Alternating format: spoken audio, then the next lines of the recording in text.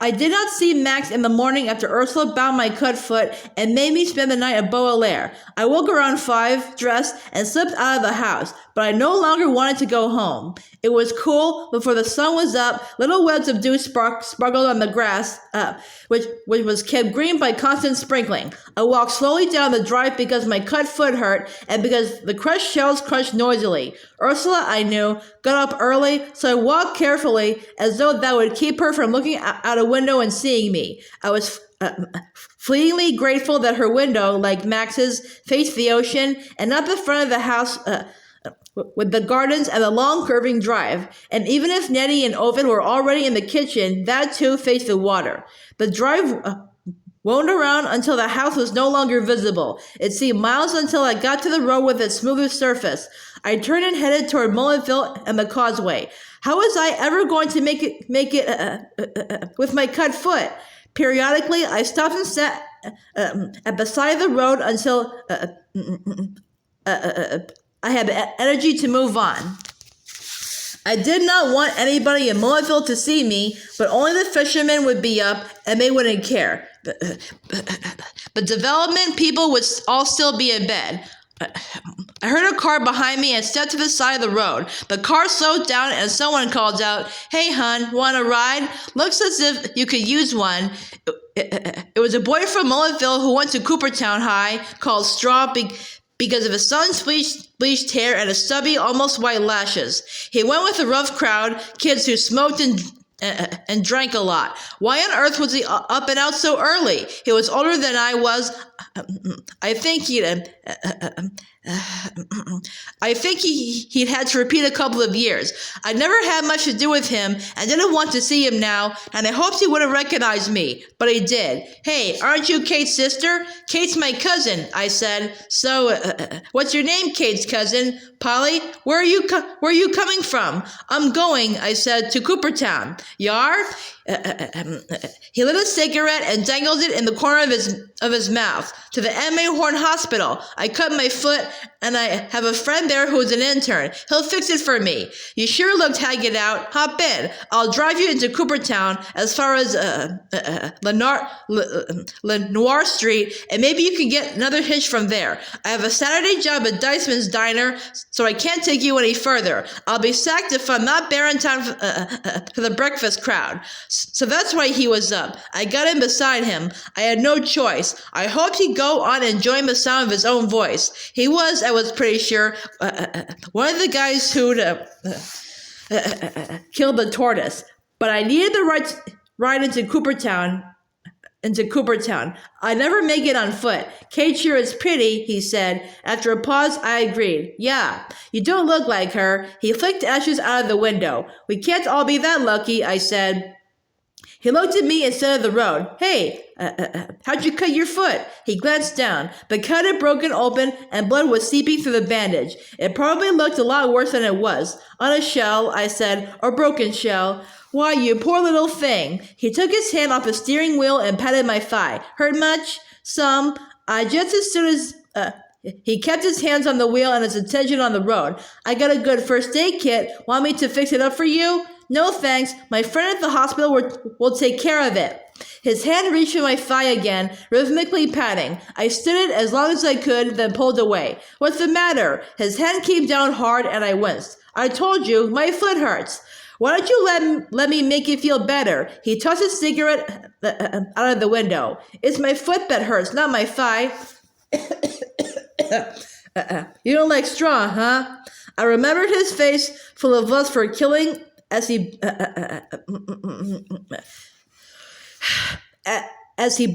battered the tortoise. "No, I didn't like him. I don't know you very well." "Well, now," he drawled, "maybe Kate's right after all." "About what?" I should have kept my mouth shut. "You." If I knew one thing, it was that Kate hadn't talked to Straw about me. He'd never been one of her dates.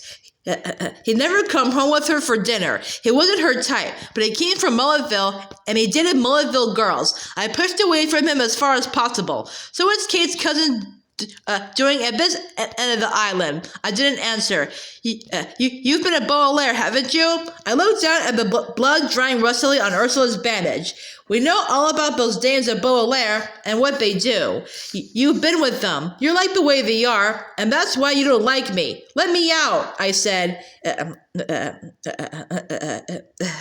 He jammed on the brake, throwing me forward. You really want to get out? Yes. Don't have an attack. I'll get you to Lenoir Street. He stepped on the gas pedal, and his hand came at me again, and I pulled away. What's the matter, honey? You really don't like straw? What arrogance! This guy thought every girl in school was after him. You like dames, is that it? Can't make it with a guy? I shut my eyes, clapped my lips closed. He kept his foot on the gas pedal. The car rocked as he whizzed around a curve with a screech of tires. I didn't care if it turned over.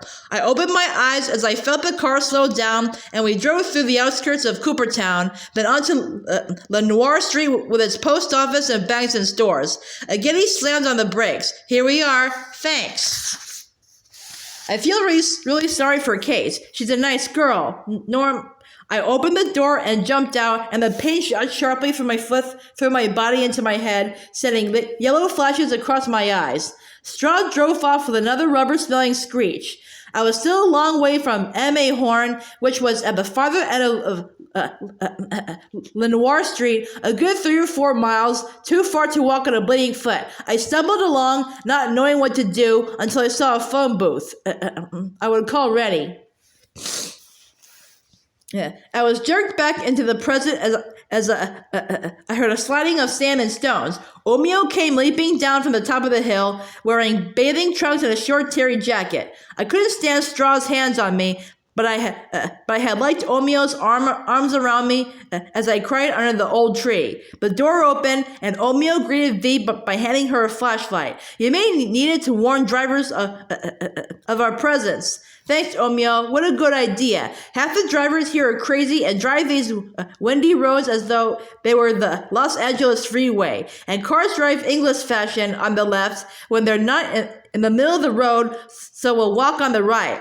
She led us along the path which ran below the balconies of the dorm, and there was the tree I had fled to, and now that my eyes were not blinded by tears, I could see how beautiful it was. What is it? A fig sycamore. I don't know how old it is, but hundreds of years. It's the most beautiful tree I've ever seen, and I keep trying to write poems about it, but thus far they elude me. The moonlight turned trees and branches to silver. Full moon, day after tomorrow, Omeo said. V started downhill. Careful, it's rocky and rough, and we don't want any sprained ankles.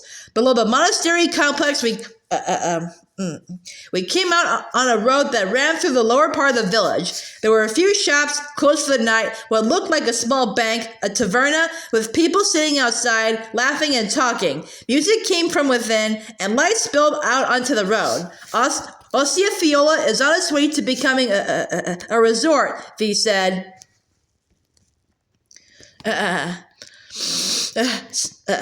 Since the old resort towns like Famagusta are now Turkish. If I were a millionaire, I'd buy Ostia Fiola and save it from the tourists, as well as the Turks. It's anybody's guess as to who's the most destructive. I said, recalling Max's teaching. Poor Cyprus. It's always been taken over and ruled by somebody. The Italians were here before the Turks, and the Turks before the English, and now in the north, the Turks have come again. That's the way of the world, Omeo said. Baki has always been prey to stronger, less peaceable peoples. Now there are more Australians and English than Bakians. And yet England, V said, was overrun by Vikings and Normans.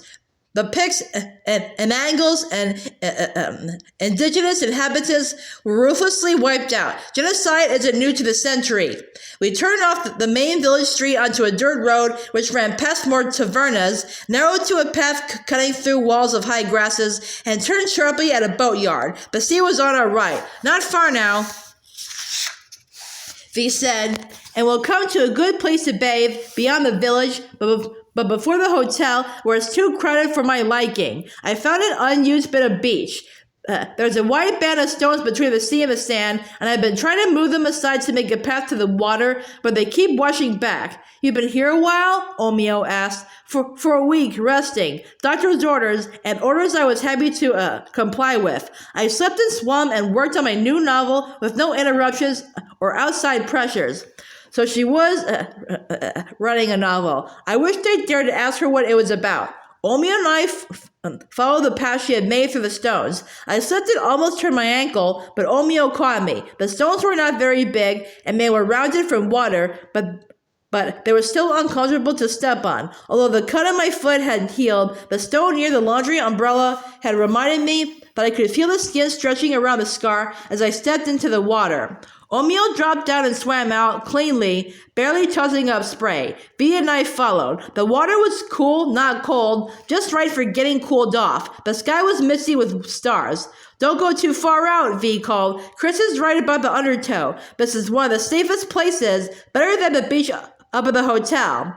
Omio was a superb swimmer, like most island people, but he turned around and came back toward us, then veered off and swam parallel to the land, up toward the lights of the hotel. I would have liked to swim with him, but thought it would not be courteous to V, who swam well but not quite as well as I did, since I've been in and out of water all my life. She stood inside the stones, shaking water out of her ears. Good thing we've both got drip dry hair. Omio had turned again and was swimming back. He's a nice lad, V said. I'm glad he's here early. You'll enjoy him. He's been through a lot, and he holds no bitterness. You'll find that's true of most of the delegates. I suspect Noreen will fill you in on some of their histories. It's probably one of the most varied groups we'll ever encounter, geographically, physically, every way. Omio had swung back to us and was running through the shallow water with great leaps, splashing silver spray. What energy! V exclaimed. Why can't you bottle it and give some to me? Come on, kids. We better go on back. Breakfast at 7:30 and we all need our sleep. I felt comfortably cool after the swim, but the walk back to the dormitory building was all uphill, and I was sweating again by the time we reached the monastery. At Baudelaire, Max has a white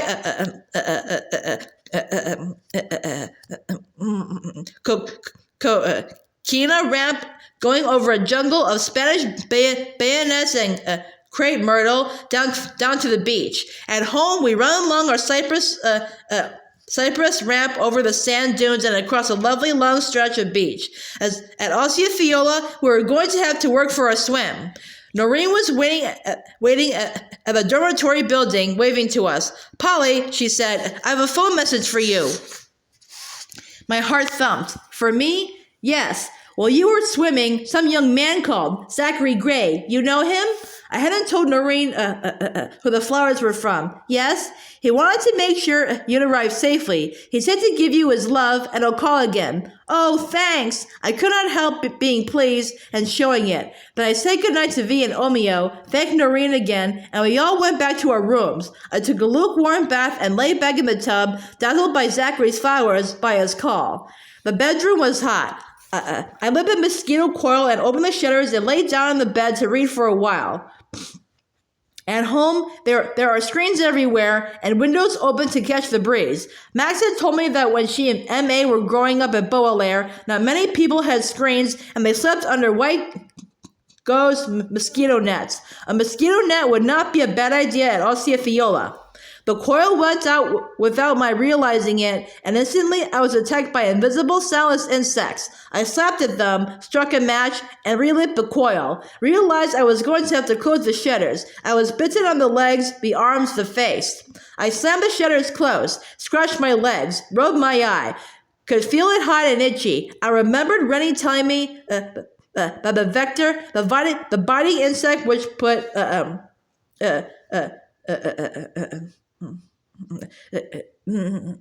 trypanosomas into the bloodstream and ultimately the heart, frequently enters the body with its lethal poison by biting the corner of the eyelid. I had a moment of utter panic. Nonsense, Polly. You come from a family of scientists. Use your mind. Chagas and Nelson's diseases are Endemic in South America, not in Cyprus. They don't exist in Cyprus. I rubbed my eyelid again, looked in the mirror. The lid was red and puffy. Absurd, but I felt infected. Idiot. Rennie would have warned me that if there was any medicines in Greece or Cyprus, Max would never have arranged the trip. Ursula would not have allowed it. Daddy wouldn't even have considered it. There are plenty of biting bugs at home, nasty red bugs, showing mosquitoes, no-seeing bugs which bite, and the bites puff up like the ones on my eyelid and get red and feverish but are unimportant. That's the kind of insect these Cyprus bugs were, just like the beta-seed no-see-ums, itchy and horrid but not dangerous. Nobody would have a conference center where insects were a threat to life. My heart began to beat less fearfully, but it was hot. My sheet was wet. The fan was blowing a warm draft over me, doing no more than recirculating hot air. I put down my book and turned out the light. Even the filament of the light bulb added to the heat of the room. The coil burned slowly, its end barely glowing, so that I knew it was still lit. I was not being bitten anymore. I turned on my stomach, spread-eagled. The cool waters of the Mediterranean seemed eons ago. I was bathed in perspiration. And I wanted Rennie to sit by me on the bed and reassure me, tell me I needed worry about the bite on my eyelid. How do you feel when you know that an insect bite on the corner of your eyelid means death to your heart? What a funny little muscle to hold life and death in its pumping. But this wasn't that kind of insect, that kind of bite. I wanted to run to Rennie the way I had run when I fled Baudelaire. I called the hospital. I'd like to speak to Dr. Karen Renier, please. It's an emergency. Who is calling, please? The operator had my most unfavorite kind of southern accent, nasal and whiny. Well, could you just say it's Polly? Just a minute, hon. I don't know if he's in. Of course he was in. He been in his quarters or on the floor. I waited. The nasal voice came again. He's not answering. May I leave him a message? I looked at the number of the phone in the booth, gave it to the voice on the other end of the line. Please try to find him. Please, it's urgent, I said. I could not control the trembling of my voice.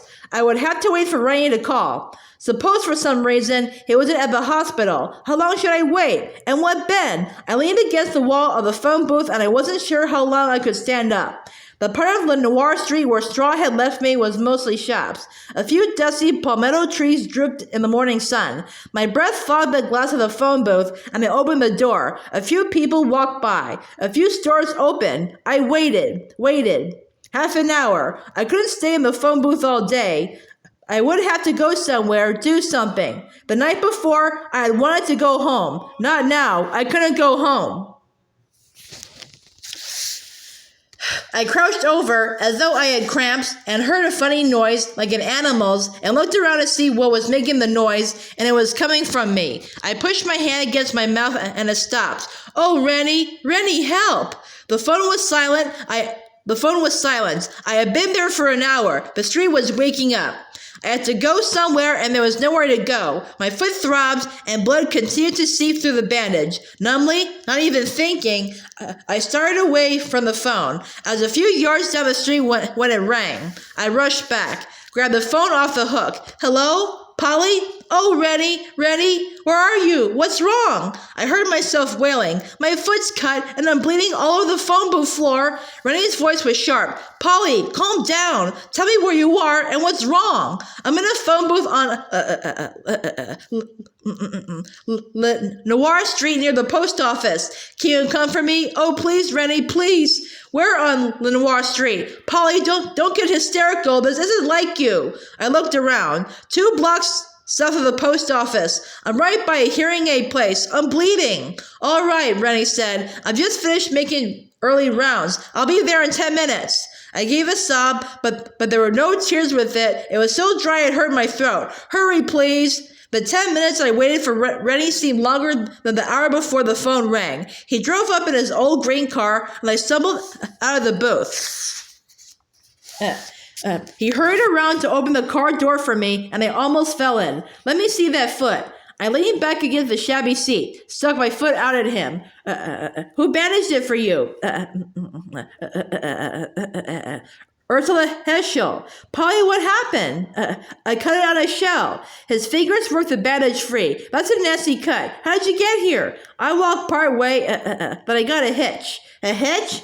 Rennie, my voice was heavy. Hitching's a federal offense in my family, but I couldn't walk. No, Polly, you couldn't. He opened the glove compartment and rummaged among maps and dark glasses and a can opener and pulled out an ace bandage. This will do until I can get you to the hospital and dress your foot, but I'll take you home. Now the tears came spurting out, as sudden as a summer storm. No, Rennie, no, I don't want to go home. I can't go home, no. I was being incoherent and hysterical. I may have never in my life been incoherent or hysterical. Rennie shut the glove compartment, took my foot and wrapped it in the ace bandage, then shut the door and went around to the driver's seat. He got in and sat down, waiting for me to get under control. Polly, what happened? I shook my head, and again that awful animal noise came out of me, but this time it flowed out with tears, and it was easier to stop. Rennie started the car. Rennie, I don't want anybody to see me. Some of the doctors know Daddy.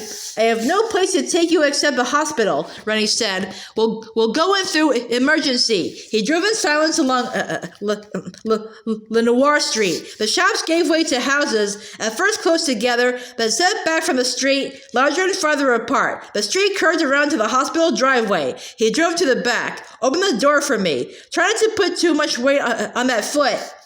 We went in through the emergency entrance. There were only a few people in the waiting room, and the nurse at the desk was sipping from a styrofoam cup. Rennie greeted her, saying that he was taking a patient to have her foot bandaged. I don't think she even looked up from her magazine. It was a heavy night in emergency. Rennie led me into one of the examining cubicles. It's all quiet now. Are you on emergency rotation? No. Urology. Word gets around in a small hospital. How did you cut your foot? I told you, on a broken shell. Where? Max's driveway? When? Last night. Where were you going? He was bathing my foot, holding it in a bowl of water, pink from my blood. I was running. Where? He swabbed the cut with disinfectant, and I cried out. Where, Polly? Away. His strong fingers held my foot, holding the cut so that the bleeding stops. This was last night? Yes. Did you go home? No, I couldn't. But I got up early to come to you.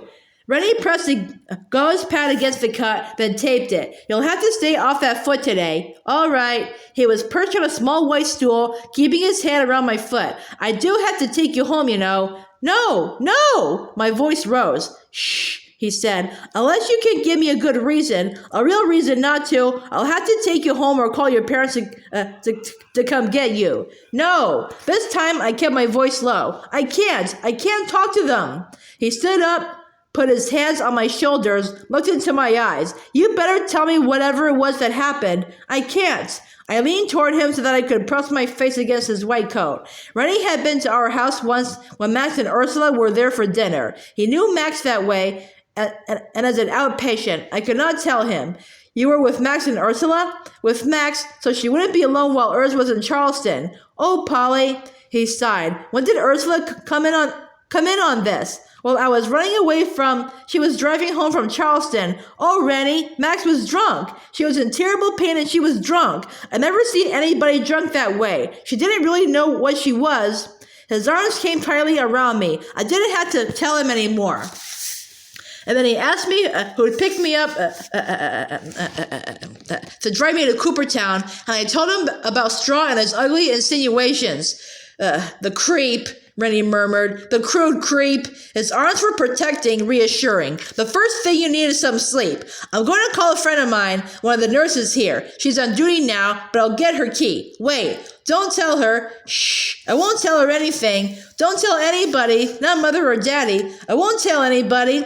He shut the door of the examining cubicle behind him. While he was gone, I lay back on the black examining table, which was too short for me. It was covered with white paper that crinkled if I moved, so I lay still. I was half asleep when Rennie came back. All right, Polly, let's go. He led me along a back corridor, down some stairs, out a side door. We got back in the car and drove to one of the streets around the hospital, which had once been a street of rich people in big houses and was now funeral parlors and rooming houses. He pulled up in front of the Greek Revival house with heavy white columns and none of the airy grace of Baudelaire. We went up the steps to a side veranda, and Rennie opened the screen door, then took a key and opened the inner door. He led me through a small living room and out onto a screened porch where there was a double bed, a green wicker chair and stool, a cherry chest, completely out of place with the rest of the porch furniture, a few drawers pulled half open. Nell wasn't exactly expecting company. Rennie pulled down the white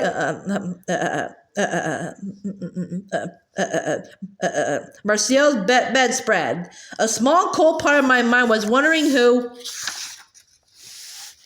Nell was and why Rennie was so familiar with her. He was rummaging through one of the open drawers. I sat down. He turned to me, holding out a shorty nightgown. Get undressed and put this on. He flicked the switch, and the ceiling fan started to turn. In the hospital, it had been cool. Some of the apartments have air conditioning, he said, but Nell sleeps out here half the year. I'll be back in 5 minutes. I undressed, put on Nell's nightgown, and got into bed. The floor of the sleeping porch was painted green, the wooden ceiling was green, and the green of a huge magnolia tree pressed against the screen. With the fan moving in the air, it gave the effect of coolness.